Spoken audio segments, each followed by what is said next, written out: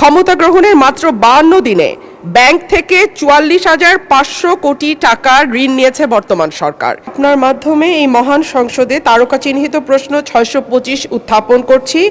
অর্থমন্ত্রী মহোদয় অনুগ্রহ করে বলবেন কি বর্তমানে বাংলাদেশে বিদেশি ঋণের পরিমাণ কত? উক্ত ঋণ পরিশোধে এ পর্যন্ত কি কি পদক্ষেপ গ্রহণ করা হয়েছে? বর্তমান সরকার ক্ষমতা গ্রহণের পর থেকে এ পর্যন্ত কোনো ঋণ পরিশোধ করা হয়েছে কিনা, করলে তা কত? ধন্যবাদ মাননীয় স্পিকার। মাননীয় মন্ত্রী। ফেব্রুয়ারি 2026 মাস পর্যন্ত হিসাব অনুযায়ী বাংলাদেশ সরকারের বৈদেশিক ঋণের স্থিতি 78,767.20 মার্কিন মিলিয়ন ডলার সমপরিমাণ। অর্থনৈতিক সম্পর্ক বিভাগ সরকারের পক্ষে বৈদেশিক ঋণ পরিশোধ করে থাকে। প্রতি বৎসর বৈদেশিক ঋণ পরিশোধের জন্য ঋণের আসল ও সুদ বাবদ সম্ভাব্য মোট ব্যয় কত হতে পারে তার একটি প্রক্ষেপণ তৈরি করা হয় এবং সেই পরিমাণ অর্থ ঋণ পরিশোধ বাবদ বাজেটে সংস্থান রাখা হয়। বাজেট বরাদ্দ ব্যবহার করেই সারা বছর পরিশোধ সূচি অনুসরণ করে ঋণ পরিশোধ করা হচ্ছে। বর্তমান সরকার ক্ষমতা গ্রহণের পর থেকে এই পর্যন্ত মোট 90.66 মিলিয়ন মার্কিন ডলারের সমপরিমাণ ঋণ পরিশোধ করা হয়েছে। আপনাকে ধন্যবাদ মাননীয় স্পিকার। নতুন সরকার ক্ষমতা গ্রহণের পর থেকে ব্যাংক থেকে ঋণ নেয়ার পরিমাণ ক্রমাগতই বাড়ছে। ক্ষমতা গ্রহণের মাত্র 52 দিনে ব্যাংক থেকে 44,500 কোটি টাকার ঋণ নিয়েছে বর্তমান সরকার। সরকারের দ্রুত ঋণ বৃদ্ধির কারণে ইতিমধ্যে চলতি অর্থবছরে বাজেটে নির্ধারিত লক্ষ্যমাত্রা ছাড়িয়ে গেছে। এবার বাজেটে লক্ষ্যমাত্রা ধরা হয় 1,04,000 কোটি টাকা।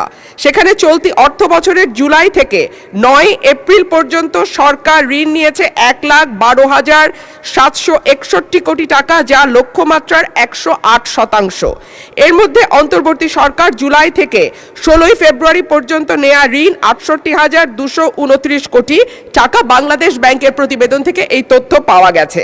মাননীয় স্পিকার, অন্যদিকে রাজস্ব আদায়ে অর্থ বছরে 8 মাসে লক্ষ্যমাত্রা থেকে পিছিয়ে আছে প্রায় 71,500 কোটি টাকা। মাননীয় স্পিকার, আপনার মাধ্যমে মাননীয় মন্ত্রী মহোদয়ের কাছে আমার প্রশ্ন, আমরা রাজস্ব বাড়ানোর ক্ষেত্রে এবার নতুন কোনো পরিকল্পনা নিচ্ছি কিনা, করের আওতা বাড়ানো হচ্ছে কিনা এবং হলে সেটি কিভাবে? ধন্যবাদ মাননীয় স্পিকার। মাননীয় মন্ত্রী। ধন্যবাদ মাননীয় স্পিকার। যে ঋণের কথা বলা হচ্ছে সেটা মূলত বিগত আমরা কিন্তু ফেব্রুয়ারি থেকে এখন পর্যন্ত মাত্র 2 মাসের মতো সরকারে এসছে, সুতরাং এটা ক্যারি ওভার হচ্ছে আগে থেকে, সুতরাং এই সংখ্যাটা এখানে বোধহয় প্রযোজ্য না, 1 নম্বর। 2 নম্বর হচ্ছে বিএনপির যে অর্থনৈতিক পলিসি সেটা হচ্ছে স্থানীয় ব্যাংক থেকে ঋণ কমিয়ে আনা।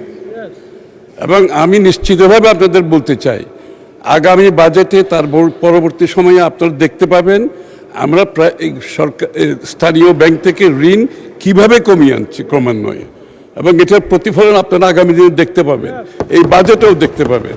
তো সুতরাং ঋণ যেটা বিগত দিনের তো অনেক লাইবিলিটি আমরা গ্রহণ করেছি। এখন আমি তো আগেই বলেছি ব্যবসা বাণিজ্যের যে অবস্থা, ট্যাক্স জিডিপির কথা যখন আপনি বলেন, আমি তো ব্যবসার অবস্থা এতক্ষণ ধরে আপনাদেরকে বললাম, যেখানে ব্যবসায়ীরা এক্সিস্টেন্সিয়াল থ্রেটে আছে, তো ব্যাংকের রিপেমেন্ট করতে পারছে না, তার স্টাফদের বেতন দিতে পারছে না, ফ্যাক্টরিগুলো রিডান্ডেন্ট হয়ে যাচ্ছে, এগুলো আগের থেকে ক্যারি ওভার সব। তো সেই ক্ষেত্রে ট্যাক্স জিডিপি যেটা আমরা রেখে এসেছিলাম অনেক উপরে, সেটা বিগত সরকারগুলো কমিয়ে সাথে নিচে নেমে আসছে। আবার এটা আমরা যেখানে রেখে আসছিলাম ওখানে তুলতে হলে মাননীয় স্পিকার একটু সময় দিতে হবে, কিন্তু বিএনপি সরকার সেই কাজটা ভালোভাবে সম্পন্ন করবে, আমি আপনাকে নিশ্চিতভাবে বলতে পারি।